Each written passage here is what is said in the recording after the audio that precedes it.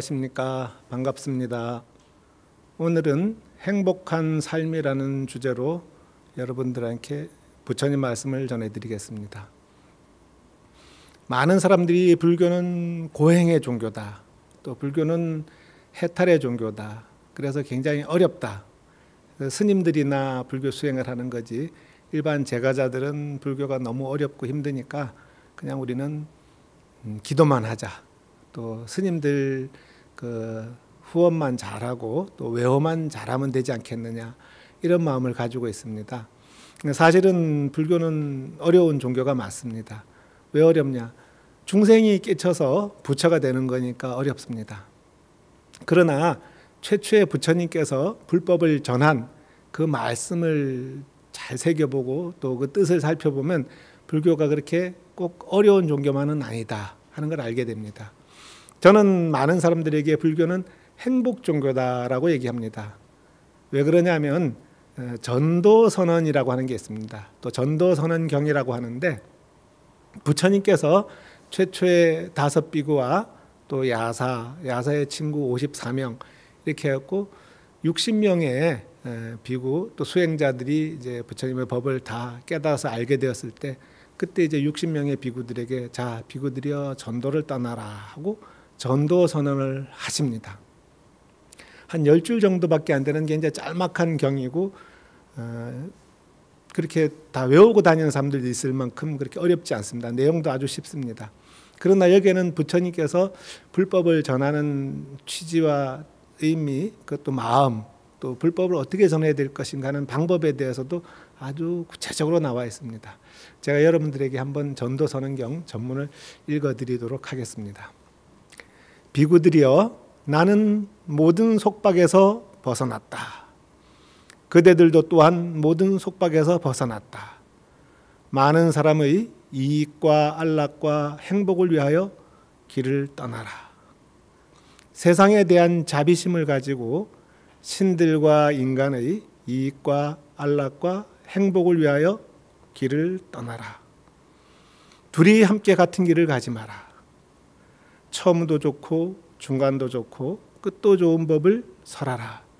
표현과 조리를 갖춘 법을 설하라. 세상에는 더러우며 덜 물든 사람들도 있다. 그들은 가르침을 듣는다면 그것을 알아들을 것이다. 비구들이여, 나도 또한 가르침을 설하기 위하여 우르벨라의 세나니 마을로 가련다. 전문입니다. 아주 짧습니다. 제가 과거에 교육원에서 일을 할 때 우리 비구 스님들의 시험 그 논술 주제로 출제하기도 했습니다. 전도 선언을 다 쓰고 그 의미와 내용에 대해서 논하라. 또 포교사 고시에도 출제한 적이 있습니다. 포교사들도 포교를 하기 위해서는 부처님의 포교 의지, 전도 의미에 대해서 잘 알아야 되기 때문에 전도 선언의 핵심적인 내용에 대해서 기술하고 그 뜻에 대해서 설하십시오 했고, 스님들과 우리 포교사들에게 전도 선언이 어떤 의미와 가치를 가지고 있는가 반드시 외우고 마음에 지니도록 그렇게 요청을 했었습니다. 부처님께서 말씀하신 가장 핵심적인 언어가 3개가 있습니다. 이익과 안락과 행복입니다. 많은 사람들의 이익과 안락과 행복을 위하여서 법을 설하라고 하셨습니다. 첫째로, 이미 당신과 당신들은 아라한과를 얻었고 수행해서 이미 세상의 속박으로부터 벗어났습니다.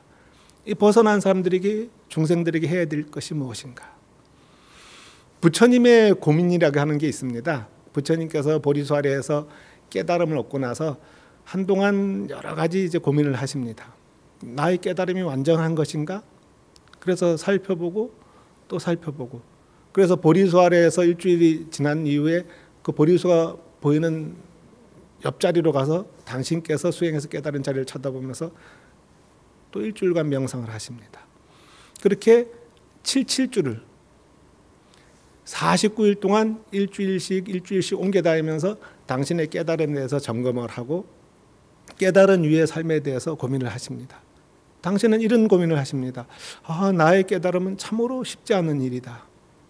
6년 동안 극한 고행을 했고 이 보리수아래에서 목숨을 걸어놓고 정진을 했다. 그래서 얻은 깨달음이다. 이 세상 사람들이 과연 나의 깨달음에 대해서 이해할 수 있을까? 내가 말한다면 알아들을 수 있을까? 아니야, 힘들 거야. 이제 나는 완전한 열반에, 무여의 열반에 들어가야 되겠다. 이 육신을 소멸시키고 이 세계에서 이제 흔적을 소멸시켜야 되겠다. 이런 생각을 하십니다. 그럴 때 범천이 부처님의 생각을 하시고 부처님 앞에 나타나서 권청을 합니다. 범천의 권청이라고 하는 장면입니다. 붓다시여, 부처님이시여, 위대하신 분이시여, 당신은 이미 깨달음을 얻어 부처가 되셨습니다. 그런데 어떻게 그 위대한 가르침을 이 세상 중생들에게 베풀지 않고 나누지 않고 이렇게 남김없이 열반에 들려고 하십니까? 그래야만 안 됩니다. 중생들을 위해서 설법해 주십시오. 중생들 중에는 지혜로운 사람들도 있을 거고 업장이 적은 사람들도 있을 것입니다. 그 사람들은 듣게 되면 반드시 부처님의 말씀을 알아듣게 될 것이고 깨달음에 들 수가 있을 것입니다. 부처님께서 범천의 권청을 듣고는 가만히 세상을 살펴보고 생각을 하십니다. 과연 그러하다. 나 역시 중생이었고 굉장히 어려운 과정을 통해서 깨달음을 얻었지만 이 세상에도 지혜로운 사람이 있을 거고 공덕을 쌓은 사람이 있을 거고 수행을 통해서 깨달음을 얻는 사람들이 있다. 그들을 위해서 설법하자. 이렇게 해서 마음을 돌리십니다. 그래서 누구에게 설법할 것인가 고민하다가 당신의 스승이었던 알라라 카라마, 우타카 라마푸트라라고 하는 두 스승을 생각을 하게 됩니다. 그러나 부처님께서 신통력으로 비춰보니 이미 두 스승은 돌아가시고 이 세상에 남아있지 않아요. 그러면 다시 또 누구에게 이 법을 설할 것인가? 그래서 곰곰이 생각하다가 5비구, 부처님의 6년 수행을 곁에서 함께 지키고 함께 했던 5비구를 생각합니다. 교진열을 비롯한 5비구를 생각해서 그들을 살펴보니까 바라나시에 가 있습니다. 그래서 부처님은 지금으로 따지면 거의 한 200km에 가까운 굉장히 먼 거리입니다. 보드가야 부처님 깨치신 곳에서부터 바라나시까지. 그걸 걸어가서 5비구를 만나서 법을 설하십니다. 그러고 나서 제일 먼저 교진야가 깨달음을 얻고 나머지 4비구들도 차례차례 아라함과를 얻게 됩니다. 경전에 그런 장면이 나옵니다. 교진야가 부처님 법문을 듣고 깨달음을 얻어 아라함과를 성취하게 되어 부처님께서는 너무 기뻐하셔서 소리를 지르면서 교진야는 깨달았다. 교진야는 깨달음을 얻었다. 이렇게 즐거워하면서 외치는 장면이 나옵니다. 당신께서 법을 설하지 않고 무여의 열반에 들려고 하시다가 법을 설하셨고 첫 번째로 당신의 법을 깨달은 제자가 나왔을 때 그렇게 기쁘고 즐거웠던 그 장면이 경전에 그대로 비치는 것입니다. 그래서 최초의 스님들을 대상으로 출가자를 대상으로 해서 법을 설하고 출가자들이 아라한과를 얻습니다. 그래서 60명의 아라한들이 생겼을 때 부처님께서 많은 사람들의 이익과 안락과 행복을 위하여 법을 설하라 하셨습니다. 해탈과 아라한과를 얻기 위해서라는 말을 하지 않으셨습니다. 이 불법을 전한 것은 많은 사람들의 이익과 안락과 행복을 위한 것입니다. 그 다음 구절은 신들과 많은 사람들의 이익에 대해서 말하고 있습니다. 사람들뿐만 아니라 천상의 신들조차도 부처님 설법의 대상입니다. 현대적으로 좀 더 확장시킨다면 중생들, 모든 생명 존재들, 신들도 생명 존재입니다. 또 중생이라고 했을 땐 인간을 중심으로 했고 모든 이 지상에 살아있는 생명들을 얘기합니다. 사생이라고 하죠. 태생, 난생, 습생, 화생. 그래서 부처님께서 사생자부라고 하는 우리 예불문에 부처님의 명칭이 있는 것입니다. 그래서 테란스파로 나는 모든 생명들의 자비로운 스승이고 아버지이신 어버이신 부처님께서 많은 사람들의 이익, 중생들의 이익을 위해서 법을 설하라 한 것입니다. 경전에는 이익이라는 표현이 많이 나와 있습니다. 불교는 무소유고 이익을 버리는 거 아닙니까? 그렇지 않습니다. 세속적인 이익은 물질적으로 많이 충족시키는 것들, 사람들에게 권력과 명예를 갖는 걸 이익으로 봅니다. 그러나 불교적 이익은 인과를 알게 되고 선과 악을 알게 되고 악을 버리고 선을 행함으로 인해서 내가 좀 더 행복해지고 안락해지는 것, 그것이 진정한 이익이라고 가르칩니다. 그래서 많은 사람들이 이익을 얻는 삶, 공덕을 쌓는 삶, 보시를 베풀어서 그 보시가 다른 사람들을 행복하게 하고 그 행복이 다시 나에게로 오고 공덕과 공덕이 쌓여서 중생들이 모두 행복한 것들. 불교에서 말하는 이익이라고 하는 것은 나도 이익이 되고 나와 상대되는 사람도 이익이 되고 또 주변에 지켜보는 사람들도 마음이 즐겁고 이익이 되는 것들, 그것이 진정한 이익입니다.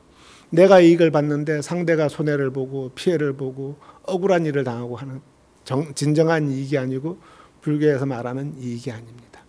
옆에서 지켜보는 사람이 인상이 찌푸러지고 혀를 차면서 어떻게 저런 일을 하면서 자기 이익을 찾을까? 그것은 이익이 아닙니다. 업장이고 고통의 씨앗이 뿌려지는 것입니다. 그래서 불교에서 말하는 이익이란, 또 부처님께서 가르치는 이익이란 중생 모두가 즐겁고 이익이 되는 것들, 그것이 진정한 이익이라고 이해를 하셔야 됩니다. 안락이라고 하는 것도 마찬가지입니다.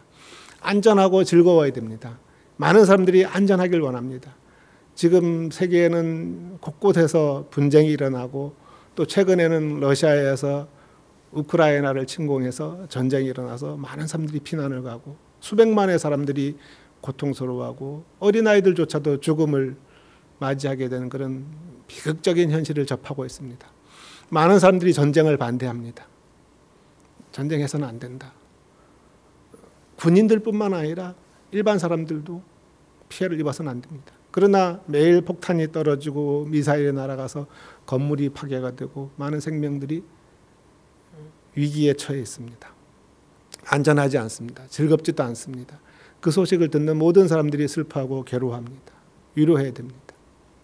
엄청나게 많은 사람들의 비난과 비판에 직면해 있습니다. 결코 행복하지 않을 겁니다. 아무도 안전하지 않습니다. 공격하는 사람도, 공격을 받는 사람도.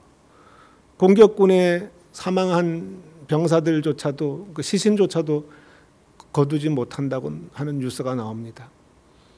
그 병사들은 전쟁에 나가는 줄도 모르고 나왔다고 하는 분들이 있습니다. 그 부모들이 과연 자기의 아들들이, 자기의 자녀들이 남의 나라에 가서 전쟁을 벌이고 다른 사람을 상하게 하고 자기 목숨을 보존하지 못한다는 걸 알았을 때 그 사람이 그 나라를 지지하고 그 지도자를 존경할 수 있겠습니까? 결코 그렇지 않을 겁니다. 안전하지 않고 즐겁지 않다면 그것은 이익도 아니고 권력도 아니고 어떠한 세상을 위한 일이 아닙니다. 부처님께서는 안락이라고 하는 말을 통해서 이 바른 제대로 된 안전과 즐거움에 대해서 말씀하고 계십니다. 남을 공격하는 것들, 남을 해치는 것들, 남에게 말로 공격하는 것들, 남에게 주먹이나 도구를 이용해서 공격하는 것들, 그것은 그 사람을 괴롭게 하는 일이지만 궁극적으로 자기 자신의 악업을 쌓는 일이고 자기 자신을 해치는 일이 되어 있습니다. 원한은 원한으로 소멸되지 않습니다. 반드시 그 원한은 잊어지고 용서함으로 소멸되는 것입니다. 그러나 자식들이 죽임을 당하고 나라가 공격을 당하고 집이 무너지고 살던 곳에서 쫓겨난 사람들이 용서할 마음이 나겠습니까? 그렇지 않습니다. 끝없는 원망과 원한을 품고 그 사람에게 복수하려고 할 것입니다. 지금 당장은 내가 힘이 있어서, 우리가 힘이 있어서 이기고 점령하고 공격하고 할지 몰라도 반드시 그 대가를 치르게 되는 것입니다. 우리나라 말에도 그런 말이 있습니다. 맞은 사람은 다리 쭉 뻗고 자도 때린 사람은 웅크리고 잔다고 했습니다. 언제 나에게 복수를 할지 모르고 그 원망과 원한을 당할지 모르기 때문에 때린 사람은 잠자리가 편치 않은 것입니다. 그래서 안전이라고 하는 것은 남에게 베풀고 남을 안전하게 해주고 남을 행복하게 해줬을 때 나의 안전과 즐거움도 보장되는 것입니다. 부처님의 두 번째 키워드가 바로 안락입니다. 세상이 안락하게 하기 위해서, 화평하게 하기 위해서, 서로 이익을 위해서 전쟁하거나 때리거나 뺏거나 괴롭히는 일이 없도록 해야 된다는 가르침을 펴기 위해서 부처님께서 설법하신 것입니다. 지금 세상에서 꼭 필요한 가르침이 아닌가 싶습니다. 마지막이 행복입니다. 이익과 안락, 행복, 이 세 단은 하나이면서 세부적으로 나눠봤을 때 이렇게 나눠질 수 있습니다. 행복이 뭡니까? 늘 다양스럽고 넉넉한 게 행복입니다. 사람을 만나도 참 다양스럽고 헤어져도 다양스럽고 이익을 얻어도 다양스럽고 때로 손해를 봐도 다양스럽고. 세옹지마란 말이 중국 고사에 있습니다. 세옹이라는 사람이 말을 하나 얻었는데 어이구 없던 말이 들어와서 참 큰 이익을 얻었습니다. 그런데 아들이 그 말을 타다가 떨어져서 다리가 부러집니다. 말이 들어온 게 아니라 재앙이 들어왔군요. 자식이 불구가 됐으니 참 안 됐습니다. 그때 세옹이 그랬습니다. 말이 들어왔다 그래서 내가 즐거운 일이 아니고 아들이 다쳤다 그래서 꼭 나쁜 일은 아닐 거라고 봅니다. 아들이 다리가 부러져서 불구가 되고 나서 나라에 전쟁이 벌어집니다. 많은 젊은이들이 전쟁터에 나가서 죽고 다치고 돌아오지 못하고 그런 상황이 있습니다. 그러나 세옹의 아들은 다리가 불구라서 전쟁터에 나가지 않습니다. 많은 사람들이 또 참 다양스럽습니다. 이 집엔 자식이 불구가 됐지만 전쟁터에 나가지 않아서 얼마나 안전하고 다행입니까? 이 세상 일은 하나가 즐거우면 나쁜 일이 따르고 나쁜 일이 있으면 또 좋은 일이 따르고 계속적으로 행과 불행이 중첩되고 변해야 나가는 것이 인생의 삶입니다. 그러나 내가 마음으로 불행한 일도 세옹처럼 기껍게 받아들이고 행복한 일이라고 해서 너무 그렇게 좋아하지 않고 기고만장하지 않고 또한 담담하게 받아들인다고 한다면 그것이 진정한 행복의 바탕이라고 할 수 있습니다. 이 세상은 기쁨과 슬픔이 교차되고 행복과 불행이 교차되고 있습니다.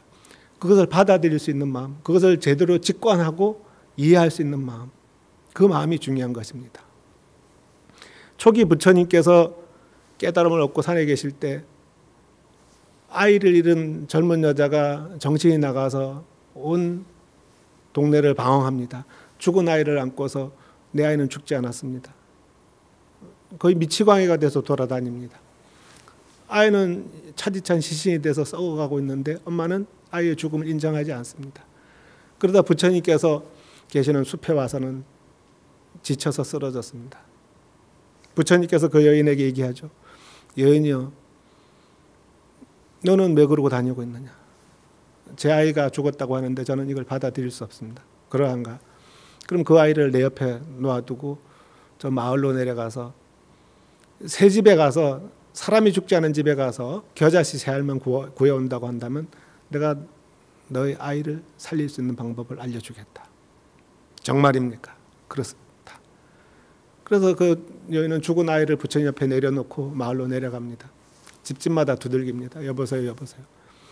이 집에 혹시 사람이 죽은 적이 없는 집이 아닙니까? 아닙니다. 우리 집에 할아버지 할머니도 돌아가셨고 형제들 중에도 병이 나서 죽기도 하고 사고가 나서 죽기도 하고 많은 사람들이 죽고 돌아가셨습니다. 온종일 다녀도 사람이 죽지 않은 집이 없습니다. 안 죽은 사람이 어디 있습니까? 이제 그 여인은 현실을 절감하게 됩니다. 그렇구나. 젊어서도 죽고 어려서도 죽고 늙어서도 죽고 병들어서도 죽고 전쟁에서도 죽고 죽지 않는 사람은 없구나. 사람이 죽지 않는 집안은 없구나. 누구나 다 그 죽음을 안고 살고 죽음을 받아들이고 사는구나. 나만 이렇게 억울하고 슬프고 괴로운 게 아니구나. 누구나 그럴 수 있구나. 터덜터덜 부처님 곁으로 옵니다. 여인이여, 겨자씨를 구해왔는가? 아니요, 못 구했습니다. 사람이 죽지 않은 집은 어디도 없습니다. 누구도 죽지 않을 수는 없습니다. 저는 제 자식이 너무 어린 나이에 죽어서 받아들일 수 없고 정신이 나갔지만 이제는 제 정신을 차렸습니다. 부처님께서 저를 참으로 바른 길로 이끌어 주십시오. 그렇습니다. 이 세상의 불행은 한 사람에게 오는 건 아닙니다. 생로병사, 사람들은 또 생명이 있는 것은 태어나고 늙고 병들고 죽습니다. 생명이 없는 존재는 성주계공입니다. 이루어지고 잠시 머물러 있다가 부서져 흩어지고 사라집니다. 성주계공과 생로병사의 이치는 누구도 매일매일 절감하고 살지는 않지만 결국은 그의 닥쳤을 때 슬퍼하고 괴로워합니다. 그러나 결국은 받아들일 수밖에 없습니다. 우리 불교에서는 49제를 지냅니다. 요즘은 불교를 안 믿는 사람들도 49제를 많이 지냅니다. 이미 사회 보편적인 어떤 인식이 되어 있습니다.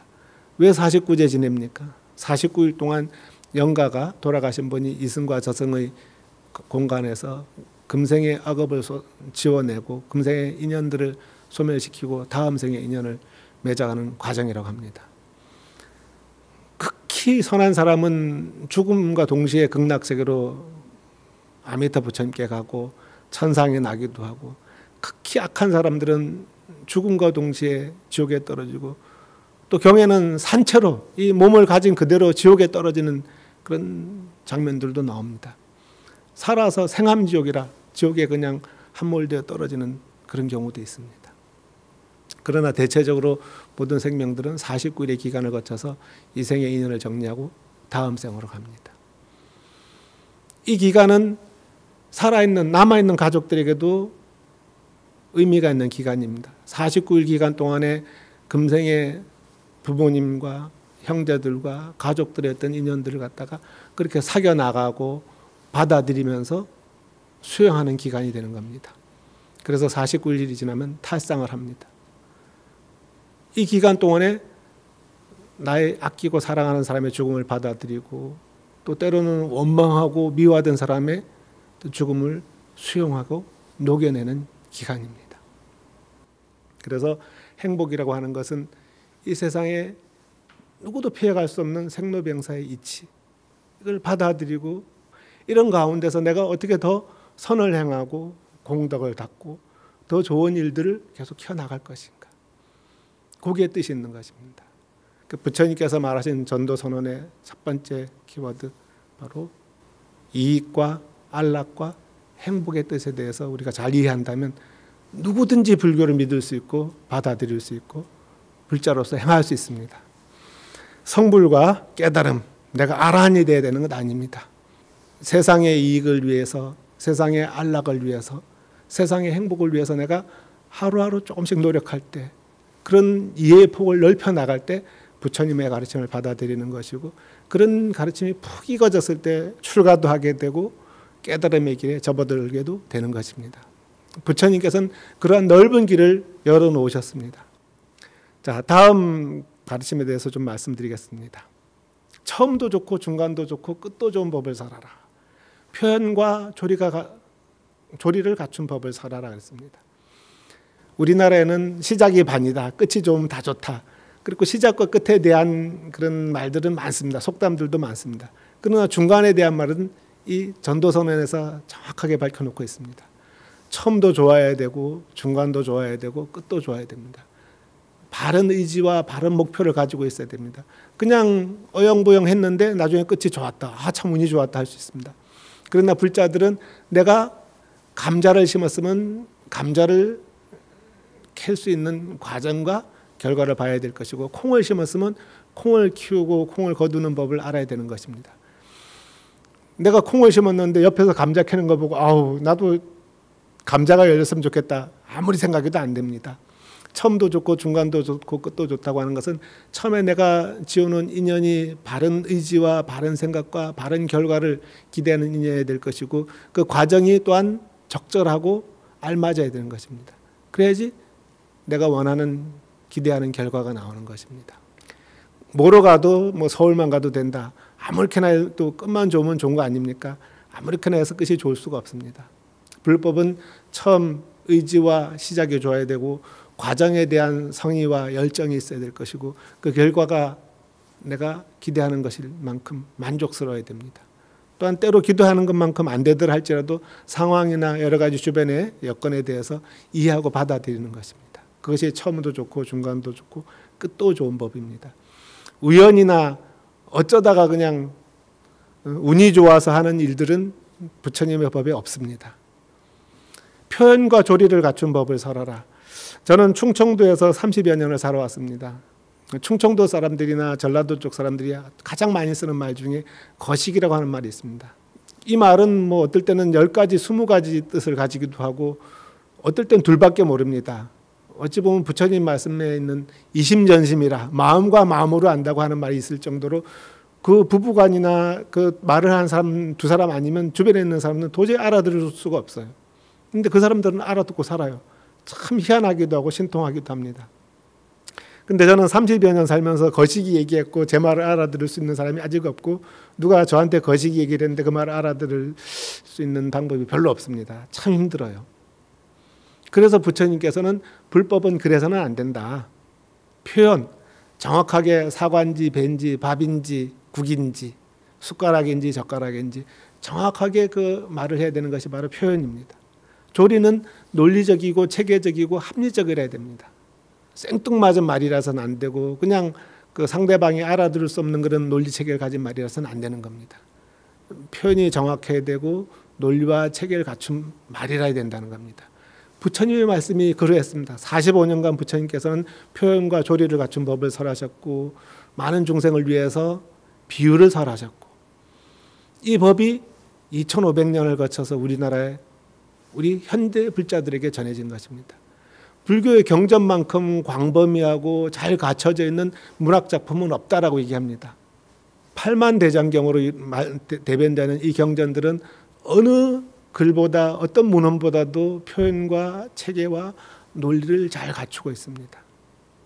부처님께서 최초의 중생들을 위해서 설법을 하러 나가라 할 때 바로 표현과 조리를 갖춘 법을 설하라 하셨고 그 기준에 의해서 설해진 것입니다.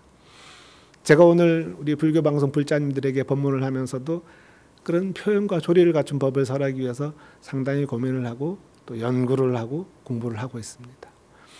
내가 아무리 심오하고 좋은 법문을 한다 할지라도 알아듣지 못한다면 무슨 소용이 있겠습니까? 잘못된 것이죠. 그래서 처음도 좋고 중간도 좋고 끝도 좋은 법을 설하고 그 법은 표현과 조리를 갖춘 것이라야 된다. 범천의 권청대로 세상의 중생들은 다양한 근기를 가지고 있습니다. 9가지 근기가 있다 그러죠. 상중하가 있고 상에서 상이 있고 중이 있고 하가 있고 중에서 상이 있고 중이 있고 하가 있고 하에서 또한 상중하가 있다고 합니다. 그래서 구품 중생이라고 그럽니다. 머리가 좋고 이해력이 좋고 노력이 많은 사람들이 바로 상중상일 것이고, 머리도 나쁘고 이해력도 나쁘고 노력도 안 하는 중생이 하중하일지 모릅니다. 노력이 저는 이 중생의 어떤 근기에 가장 큰 원인을 작용한다고 생각합니다. 머리가 나쁘다 할지라도 노력에 받쳐준다면 상이 될 것이고, 머리가 뛰어나고 기억력이 뛰어나다 할지라도 노력하지 않는다면 반드시 바닥으로 떨어질 것입니다. 더러움에 물든 이가 적다면, 탐욕이나 분노나 고집이나 어리석음이 적다고 한다면 불법을 알아들 수 있습니다. 부처님 제자 중에는 바보도 있습니다. 주리반특하라고 하는 아주 대표적인 바보가 있습니다. 똥을 치던 사람도 있습니다. 직업이나 머리가 또 타고난 자질이 떨어진다 할지라도 아라함과를 성취하고 도를 얻은 분들이 많습니다. 법을 얻은 분들이 많습니다. 우리 불자님들께서 부처님의 근본 가르침, 불법을 전한 이유, 전도선언에 대한 바른 이해, 또 깊은 이해, 폭넓은 생각을 한다면 여러분들은 행복한 삶이 무엇이고 부처님께서 전해주고자 한 불법의 의미가 무엇인지 알게 될 것입니다. 깨달음은 내가 이익과 안락과 행복이라 하는 부처님의 근본 가르침에 대한 이해에서부터 시작하는 겁니다. 잘 알아듣고 잘 생각한다고 한다면 충분히 깨달음에 갈 것이고 또 즐겁고 행복한 삶이 될 것입니다. 그것이 부처님께서 우리 불자님들에게 전해주고자 하는 행복한 삶의 근본이라고 생각합니다. 부처님의 첫 번째 제가제자에 대해서 좀 더 말씀드리고 싶습니다. 부처님께서 5비구를 가르치고 나서 숲에서 머물고 계실 때 야사라고 하는 젊은이가 부처님께 찾아오게 됩니다. 이 야사라고 하는 젊은이는 부처님의 출가 전처럼 굉장히 좋은 집안에서 태어났습니다. 왕자나 왕족은 아니지만 그 우기와 또 겨울 건기에 지낼 수 있는 삼시궁을 가지고 있었고, 부모님께서 이 젊은이를 위해서 모든 충분한 물질적, 환경적 충족한 삶을 만들어줬습니다. 이 친구는 아마 음악을 좋아했던 것 같아요. 많은 악사 여인들을 거느리고 별장에서 지내고 생활하고 있었는데 어느 우기에 이 많은 악사 여인들과 더불어서 음악을 즐기고 놀고 하다가 문득 잠이 들었습니다. 새벽녘에 찬바람이 불어와서 선뜻 잠이 깼는데 악기를 치고 노래 부르던 여인들이 여기저기 드러누워 있었습니다. 어떤 이는 비파를 겨드랑이에 끼고 어떤 이는 북을 품고 각종 악기를 안고 누워 있고 쓰러져 있는데 때로는 침을 흘리기도 하고 뒤집어져 있기도 하고, 그전에는 그 모습들이 이렇게 예뻐 보이기도 하고 귀여워 보이기도 했는데 그날 따라서 보는데 구토가 나고 짜증스럽고 괴로웠습니다. 왜 이렇게 지저분하지? 왜 이렇게 더럽지? 이 여인들이 이렇게 즐거운 음악을 연주하고 나랑 좋은 시간을 가지는데 왜 이렇게 구역질이 나지? 그 순간 괴롭다 그러면서 집을 뛰쳐나와서 숲을 방황하게 된 겁니다. 그러다가 부처님을 만나게 됩니다. 부처님을 만나서 저는 그동안에 이렇게 즐거운 삶을 누려왔는데 오늘 저 여인들을 보니 이렇게 괴롭고 힘들어서 나왔습니다. 그때 부처님께서 야사에게 법문을 하십니다. 보시를 실천하고 계율을 준수하면 하늘에 태어나게 된다. 여러 애욕에는 환난과 공허함과 번뇌가 있기 마련이다. 애욕에서 벗어나면 큰 공덕이 드러나게 된다. 이 야사가 그동안 살아왔던 삶은 애욕과 애착에 물들었던 삶입니다. 이 애욕은 결국은 세상에 대한 환멸감과 실증과 더러움에 대한 괴로움으로 나타나게 된 것입니다. 야사는 부처님 말씀을 듣고 나서는 마음이 편안해졌습니다. 그동안 내가 노래 부르고 춤추고 여인들과 어울려서 살았던 것이 결국 지금 나의 이 환멸스러움, 괴로움, 고통으로 나타나게 됐구나. 그래서 부처님 주변에 머물게 됩니다. 야사의 부모님이 아들이 없어진 것을 발견하고 찾으러 다닙니다. 야사의 아버지가 먼저 부처님께 다가오게 됩니다. 그리고 부처님께 또한 법문을 듣게 됩니다. 이 세상의 허함에 대해서 법문을 듣게 되고, 또 야사에게 들었던 것 같은 이 세상에는 보시를 실천하고 베품을 통해서 하늘에게 나게 되고 공덕을 쌓게 됨에 대해서 알면서 부처님께 말씀드립니다. 제가 부처님의 제자가 되겠습니다. 부처님의 제자가 되어서 부처님 법을 듣고 또 부처님 교단을 외우하는 제자가 되겠습니다. 그렇게 해서 야사의 아버지와 어머니가 차례로 귀의하게 되고 최초의 제자가 되게 됩니다. 이후에 야사의 친구 4명 또 거기서 50명까지 더해서 총 55명의 비구가 출가하게 되고 최초의 5비구와 더불어서 60명의 비구. 이 60명의 비구들에게 최초로 설한 것이 바로 전도선언입니다. 전도선언경입니다. 부처님과 같은 복이 있던 야사가 이 세상에 느꼈던 환멸, 괴로움들이 우리 현재를 사는 사람들 무엇보다도 풍족하고 넉넉한 삶을 살고 있습니다. 우리가 과연 이런 풍족하고 만족함 속에서 행복을 느끼고 있는가, 즐거움을 느끼고 있는가, 안락을 느끼고 있는가 한번 생각해 봐야 될 것입니다. 부처님의 가르침에 그 길이 있습니다.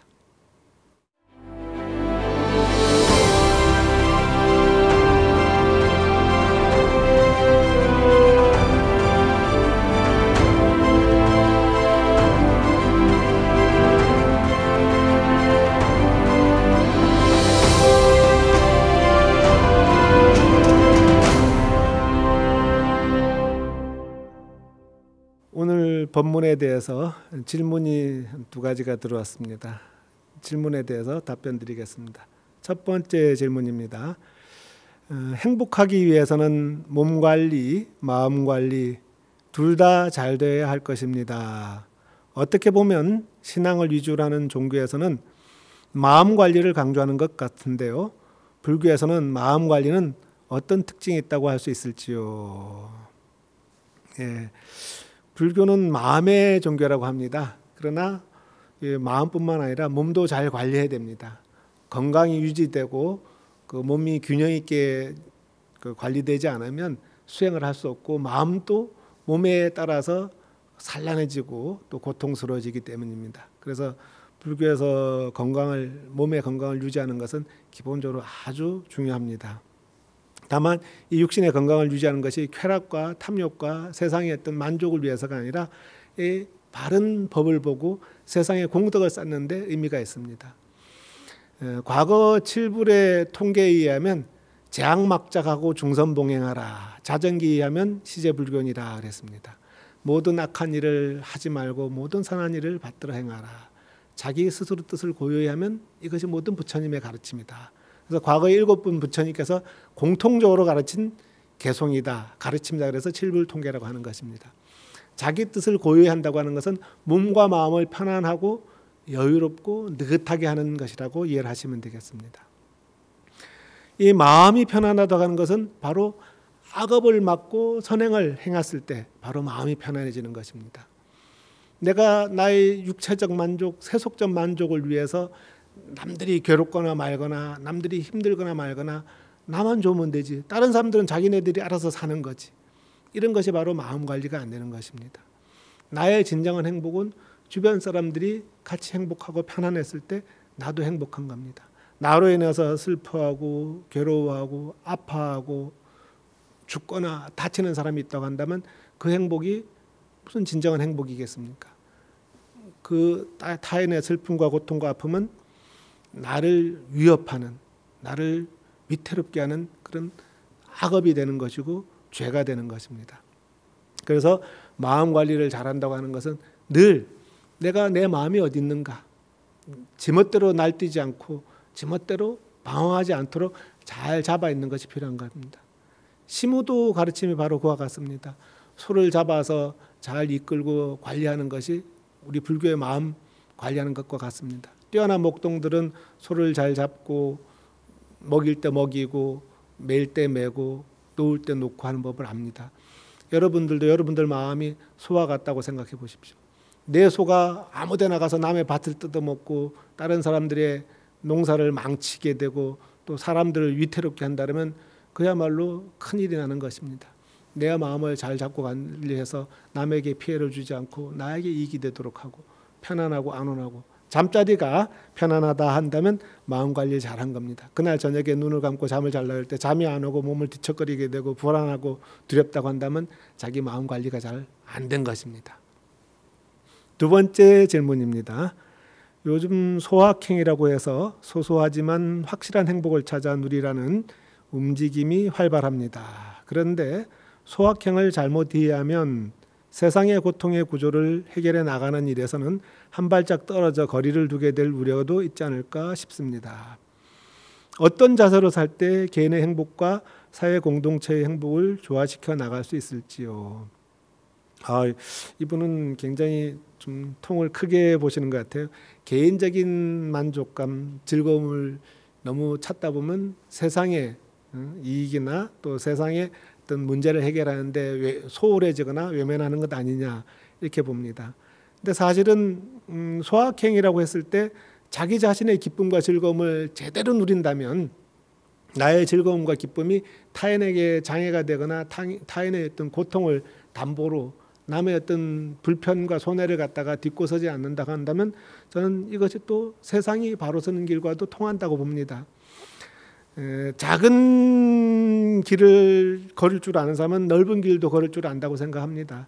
그 소확행이라는 것이 진정하게 자기를 만족할 수 있는 길이고 그 진정하게 자기를 사랑하는 길이라고 한다면 이 기쁨을 타인에게 같이 비춰본다면 좋을 것 같습니다. 타인도 나처럼 이렇게 소소하지만 즐거움을 누리고 싶어하고 이렇게 만족하고 싶어한다는 이해를 가진다면 이 소확행에서 우려하는 이 세상의 근본적인 구조, 고통에 대해서 외면하는 것에 대해서 아마 고쳐지지 않을까 싶습니다. 바닷물을 맛을 볼 때 손가락으로 찍어서 맛을 봐도 전체 바다가 짠 거를 안다고 했습니다. 마찬가지로 나의 삶이 소중하고 귀하고 아름답게 가꿔지길 바란다면 타인의 삶도 그렇다고 하는 그 마음, 그 생각 하나만 바꾸면 이 세상의 구조와 이 세상의 부조리, 잘못된 것도 바로잡을 수 있는 그런 어떤 그 힘을 얻게 되고 또 그런 자리에 서게 된다고 봅니다. 제대로 된 소확행, 제대로 된 자기에 대한 그 애정, 애착을 가진다고 한다면 바로 세상을 바로잡는 그 출발점과 다르지 않다고 봅니다. 소확행 하십시오. 그러나 모든 사람들이 나처럼 소확행을 원하고 바라고 있다는 그 인식을 같이 가져주면 좋겠다 생각합니다. 자, 오늘 행복한 삶에 대해서 얘기를 나눴습니다. 저는 누구보다 행복하고 싶어서 출가했습니다. 어떤 분들은 스님 혼자 살아서 외롭고 쓸쓸하게 했어요. 그런데 제가 찾은 행복의 길이 출가의 길이고 또 때로 외롭고 쓸쓸하지만 더 많이 즐겁고 만족스럽습니다. 지금 세상은 전쟁과 기아 또 질병에 의해서 고통받고 있습니다. 인간이 이 세계가 갖고 있는 근본적인 아픔이 바로 전쟁과 굶주림, 기아, 그 다음에 질병입니다. 우리는 현재 코로나19라고 하는 심각한 질병으로 인해 전 세계인들이 고통받고 있습니다. 이제 한 곱이 넘어서서 많이 극복이 되고 있는 것 같고 또 병이 치유가 되어 가는 것 같습니다.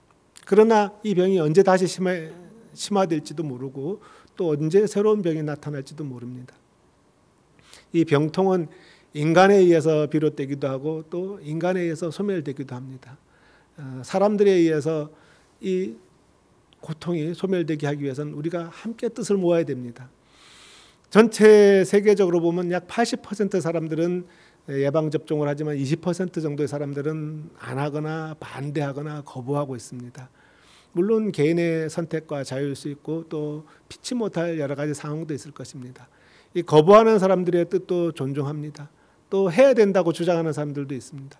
그러나 우리가 서로 상대방에 대한 깊은 이해, 고려, 이 세계가 함께 화합하고 살아야 된다는 뜻이 있다고 한다면 굳이 거부하는 사람들에 대해서 강제하지 않아야 된다고 보고 또 거부하거나 뜻을 다르게 가진 사람들을 갖다 품어 안을 수 있는 그러면서 병을 극복할 수 있는 그런 마음이 필요하다고 봅니다.